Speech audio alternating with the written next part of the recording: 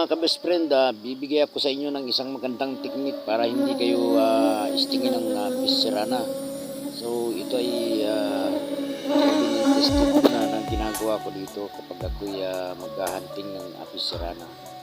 Ang pinakasikreto kasi para hindi ka ma-sting, maglalagay ka ng pure honey sa kamay. Katulad nitong ginagawa ko, yan no. Tingnan mo, humahapon sila sa kamay ko kasi akala nila yung daliri ko ay honey nila. Binuntog ko lang yan mga kabis friend sa pure honey. Yan lang ang mga pinakasikreto kong ibabahagi sa inyo. At kung kayo naman ay may natutunan sa aking video, huwag naman ninyo akong kalimutang mag-subscribe at siyempre pag-click na din ninyo yung notification bell para dun sa mga i-upload ko pang mga video ay updated kayo. Okay, maraming salamat. Sana